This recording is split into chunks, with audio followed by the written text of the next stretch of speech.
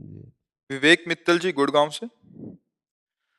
गुरुदेव आपके चरणों में कोटि कोटि नमन।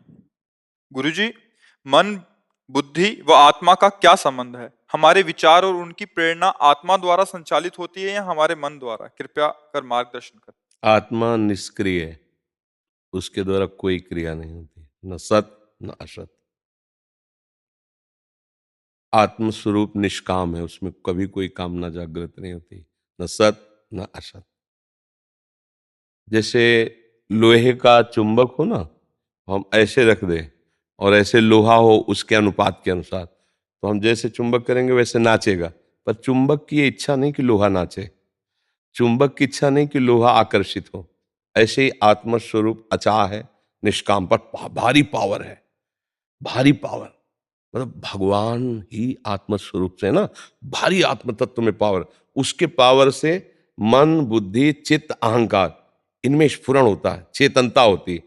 अब अगर ये गंदे संग का, गंदे भाव का इसमें संचरण हो रहा है, तो पावर गंदगी की तरफ ही।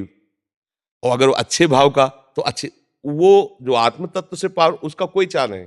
जैसे चुंबक की कोई चाह नहीं, ऐसे वो आत्म तत्व की कोई चाह नहीं, और उसका हाई भी पावर है, हाई पावर। आध्यात्मिक शक्ति गिर रही है अंतःकरण के ऊपर, मन, बुद्धि, चित्त, अहंकार उसी से प्रकाशित हो रहा है, पावरफुल हो रहा है। अब उसका प्रयोग कहाँ हो रहा है, ये खास बात देखनी है।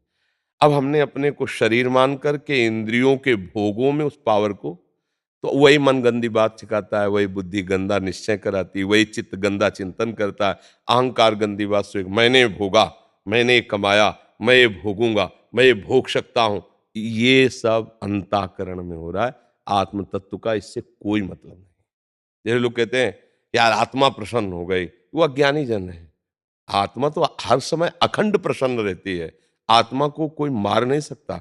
नैनम छिन्नन्ति शस्त्राणि, नैनम दहति पावकः, न चैनम क्लेदयन्त्यापो न शोष्यति मारुतः। ना आग जला सकती है, आत्मा को आग नहीं जला सकती, शरीर को जला सकती है। अस्त्र शरीर को भेद सकते हैं, कोई भी गोली आत्म तत्व को नहीं। आज तक कोई भी एक सरा आत्म तत्व को नहीं पकड़ पाया।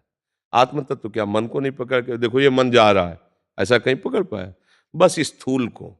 तो आत्म तत्व सबका प्रकाशक है, उसी के प्रकाश में अब आप क्या करते हैं, ये बात है।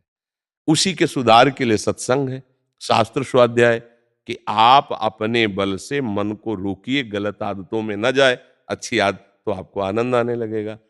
और इसका आंतरिक रहस्य है कि जिस समय आप सही माने में धर्म से चलेंगे और भगवान का नाम जप करेंगे, तो इनका स्फुरण बंद हो जाएगा।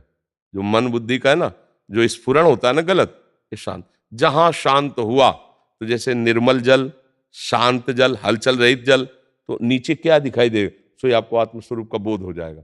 जहां बोध हुआ तो ऐसा आनंद, ब्रह्मभूता प्रसन्नात्मा, न सोचति न कांग, कोई चाह नहीं, कोई सोच, अपार आनंद।